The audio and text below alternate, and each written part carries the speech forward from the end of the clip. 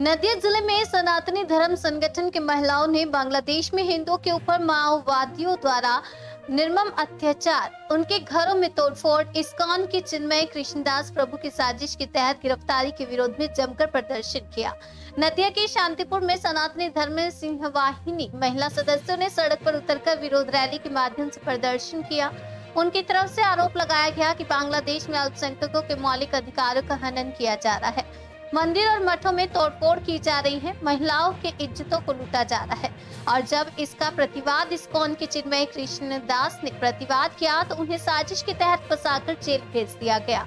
इस संगठन की तरफ से धमकी दी गई कि भारत और बांग्लादेश की सरकार बांग्लादेश में अल्पसंख्यक हिंदुओं की रक्षा करने में असमर्थ होती है, तो वे खुद अपने हाथों में अस्त्र उठाकर बांग्लादेश में हिंदुओं की रक्षा करें, और यदि बांग्लादेश में स्थिति सामान्य नहीं हुई तो सारी दुनिया में आग लग जाएगी।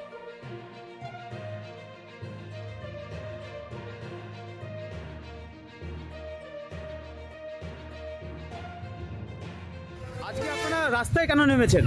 রাস্তায় নেমেছি আজকে আমাদের বাংলাদেশ এবং পশ্চিমবঙ্গ সারা ভারতবর্ষ জুড়ে যে জিহাদি আক্রমণ চলছে, যে জিহাদি মুসলমানরা যে আক্রমণ হিন্দুদের উপর চালাচ্ছে, হিন্দু নারীদের ধর্ষণ করছে এবং হিন্দুদের ধরে ধরে পেট মাথার ভেতর ঢুকে হাতুড়ি দিয়ে মেরে মারছে, তারই প্রতিবাদে সারা ভারতবর্ষ জুড়ে সিংহবাহিনী পথে নেমেছে।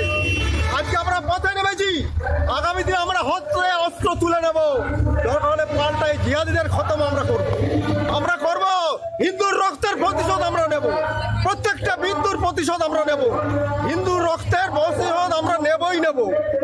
আপনার নাম? আমার নাম শ্রী দীপক কুমার সান্যাল।